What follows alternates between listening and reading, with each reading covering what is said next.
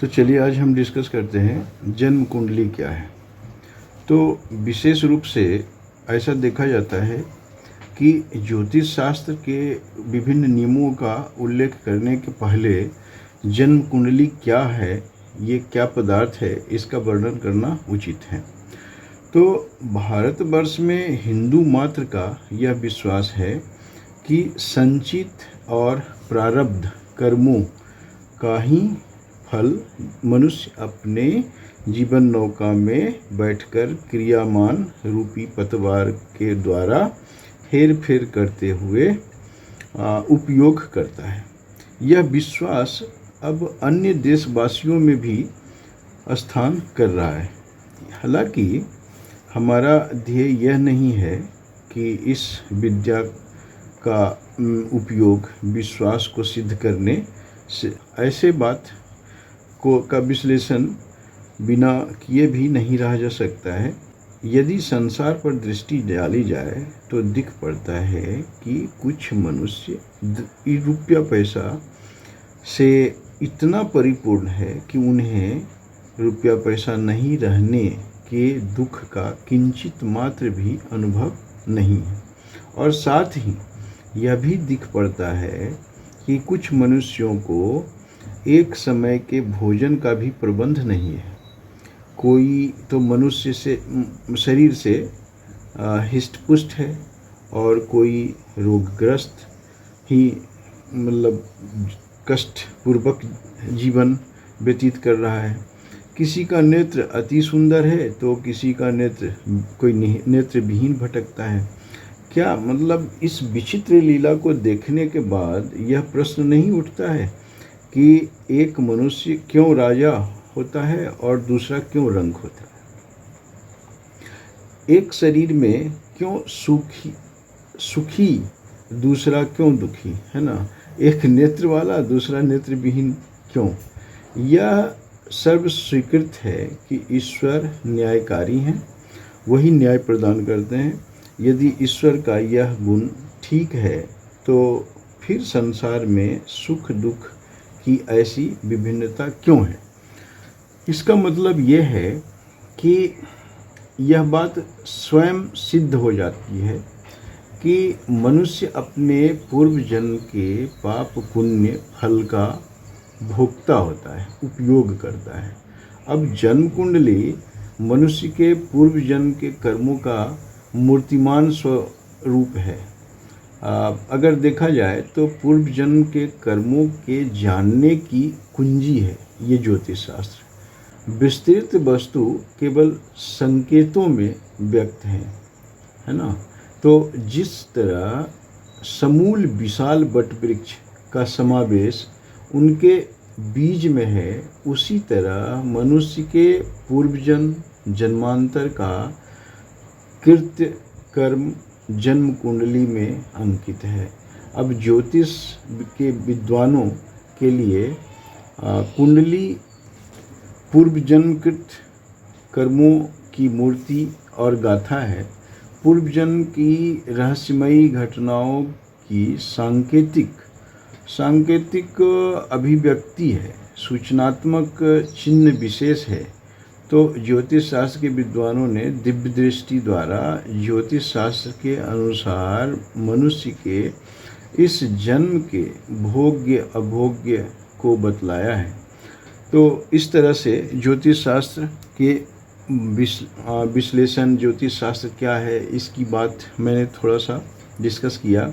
अब इनमें से विभिन्न प्रकार के जो ग्रह हैं वो आप लोगों को पता है कि सूर्य पहला ग्रह है जो कि 7 ग्रहों में से एक माना जाता है। सूर्य के बाद राहु और केतु छाया ग्रह होता है 2।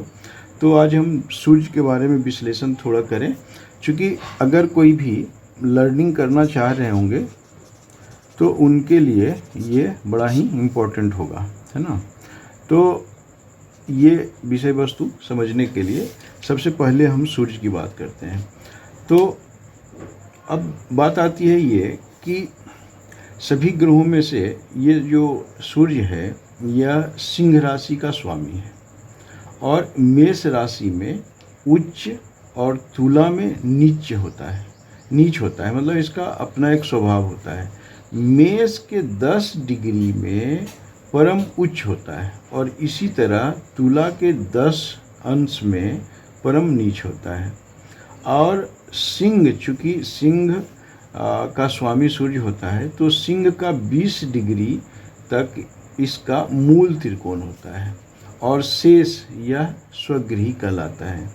इसको पापग्रह कहते हैं और काल पुरुष का यह आत्मा होता है। कौन? सूर्य। तो सूर्य को आत्मा कहा गया है।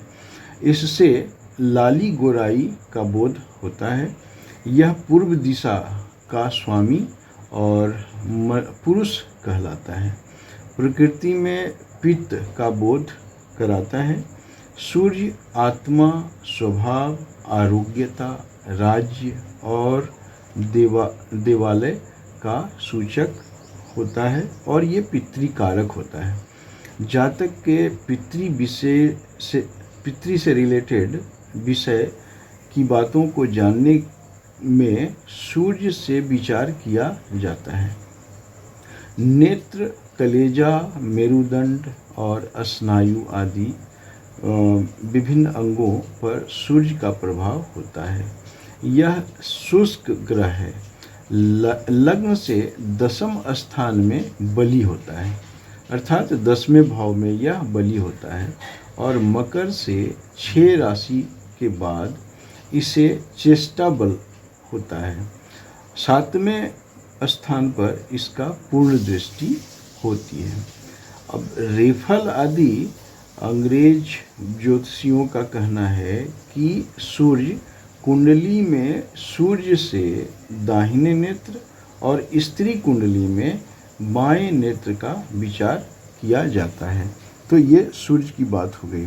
अब हम इसी में चंद्रमा की बात करते हैं और उसके बाद फिर विभिन्न प्रकार के और भी ग्रहों के बारे में डिस्कस करते चलते हैं। यदि कर्क राशि यह देखा जाए तो ये चंद्रमा कर्क राशि का स्वामी होता है। कर्क राशि नंबर में 4 होता है ना।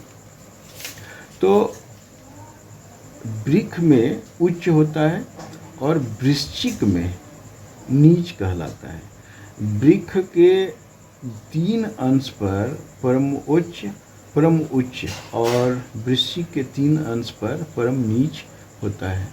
वृष राशि में 3 अंश के बाद 30 अंश पर्यंत चंद्रमा का मूल त्रिकोण है और षष्ठी कृष्ण पक्ष से 10वीं शुक्ल पक्ष तक क्षीण ज्योति रहने के कारण पाप ग्रह और एकादशी शुक्ल से 5वीं कृष्ण तक पूर्ण ज्योति रहने के कारण शुभ ग्रह कहलाता है। काल पुरुष का चंद्रमा मन है और इससे जातक के मन का विचार किया जाता है। यह रंग में श्वेत और पश्चिमोत्तर दिशा का स्वामी है। यह स्त्री ग्रह है और जल ग्रह भी कहलाता है। यह ग्रह माता, चित्तवृत्ति मतलब मन की वृत्ति, शारीरिक पुष्टि, राजानुग्रह और संपत्ति और चतुर्थ स्थान का कारक होता है। चंद्रमा सूर्य के साथ निष्फल होता है। चंद्रमा सूर्य के साथ निष्फल होता है। मातृ विषयक बातें, राजानुग्रह और मनुष्य के मेधावी आदि होने का विचार चंद्रमा से होता है। 7वें स्थान पर इसका पूर्ण दृष्टि होता है। यह जड़ ग्रह है। चतुर्थ स्थान में बलि होता है। मकर से 6 राशि में इसे चेष्टा बल होता है। जातक के नेत्र, मस्तिष्क, उदर और विभिन्न प्रकार का और भी मन से रिलेटेड का भी विचार चंद्रमा से किया जाता है। तो इस प्रकार चंद्रमा और सूर्य का विश्लेषण हम कर दिए। आगे दूसरे और भी ग्रहों का विश्लेषण हम दूसरे सीरीज में करेंगे। धन्यवाद।